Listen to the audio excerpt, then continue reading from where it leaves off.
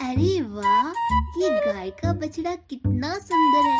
इसको मैं अपने घर ले जाती हूँ। सुंदरवन गांव में सुनहरी नाम की एक छोटी सी आलू रहती थी। सुनहरी जब छोटी थी तभी उसकी माँ मर गई थी। इसीलिए उसके पिता ने दूसरी शादी की थी और दूसरी पत्नी का नाम प्याजो है। प्याजो सुनहरी को बहुत परेशान करती थी और घर के सारे काम भी उसी से करवाती थी।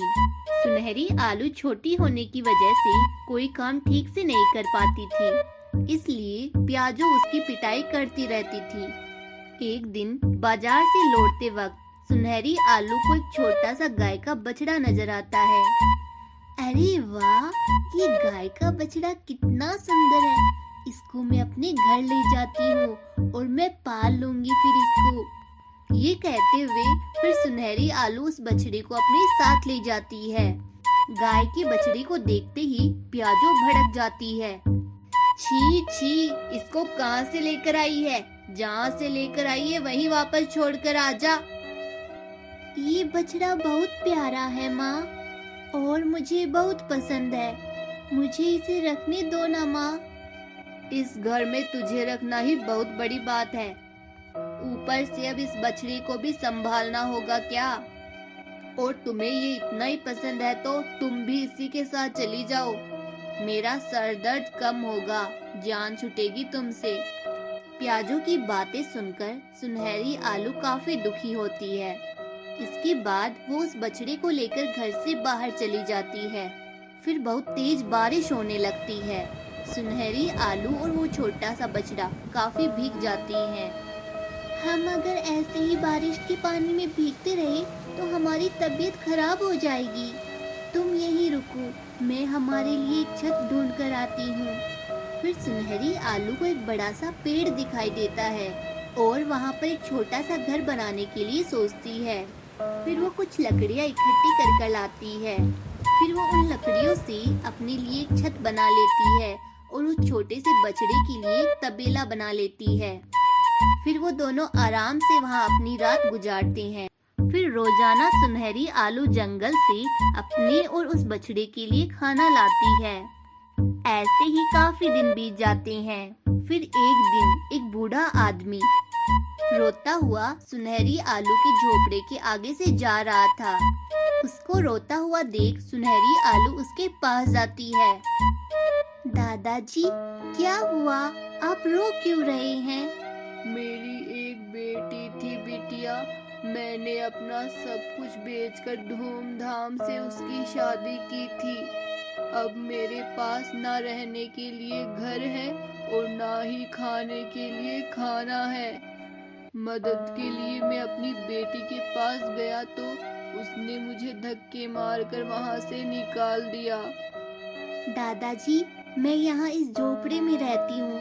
अगर आपको बुरा ना लगे तो आप मेरे साथ रह सकती हो। ये क्या बेटा, तुम्हारे माँ बाप नहीं हैं क्या? मेरी माँ तो बचपन में ही मर गई थी और मेरी दूसरी माँ को मैं बिल्कुल भी पसंद नहीं हूँ। ठीक है बेटा, मैं तुम्हारे साथ ही इस घर में रहूंगा। फिर वो दोनों घर में चली जाती हैं। घर में जाने के बाद सुनहरी आलू के पास जो फल थे वो उस दादाजी को खाने के लिए देती है। दूसरी तरफ सुनहरी आलू के न होने से घर के सारे काम प्याजों को ही करने पड़ रहे थे। हाय रे, कमर ही टूट गई मेरी तो। उस लड़की को बिना वजह ही घर से निकाल दिया था। अब घर के सारे काम मुझे ही करने पड़ रहे हैं। उस लड़की को घर लेकर आना ही सही रहेगा। वो बछड़ा किसी भी कोने में रह लेगा। फिर अगली सुबह प्याजो सुनहरी आलू को ढूंढने के लिए निकलती है। सुनहरी आलू और वो बुढ़ा आदमी सड़क पर चल रहे थे। उन्हें देखते ही प्याजो जल्दी से उनके पास जाती है। हाय मेरी प्यारी बेटी, मेरी लाडली बेटी, कहाँ चली गई थी तू? इतने दिन हो गए, मैं तुम्हारे लिए कितना परेशान हो रही थी, पता है तुम्हें? चलो अब घर चलो। फिर वो बुढ़ा आदमी बोलता है, प्याजो, तुम सुनहरी को कैसे जानती हो? ये मेरे पति की पहली पत्नी की बेटी है। आप यहाँ क्या कर रहे हो? ये सब देखकर सुनहरी आलू को कुछ समझ नहीं आता। दादाजी, आप इन्हें कैसे जानती हो? हाँ बेटा, यही मेरी एक लौती बेटी है। मुझे धक्के देकर घर से बाहर निकालने वाली बेटी।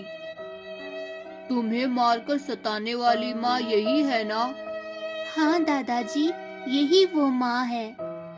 ये बात सुनने के बाद उस बूढ़े आदमी को गुस्सा आता है। सुनहरी आलू नहीं आएगी, वो मेरे पास ही रहेगी। मैं उसका बहुत अच्छे से ख्याल रख सकता हूँ, इसलिए तुम अब यहाँ से चली जाओ।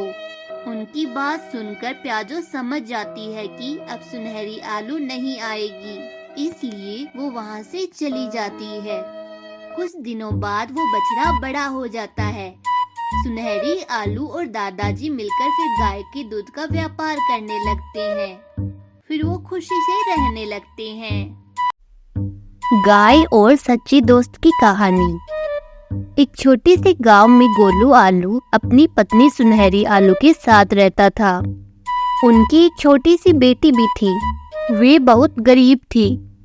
एक दिन गोलू आलू की बेटी चुटकी आलू भूख की वजह से रो रही थी। तभी गोलू आलू घर पर आता है और अपनी पत्नी से कहता है, अरे सुनहरी, चुटकी रो क्यों रही है? अब क्या बताऊं मैं आपको, घर में एक बूंद भी दूध की नहीं है और ना ही घर में दूध लाने के पैसे हैं।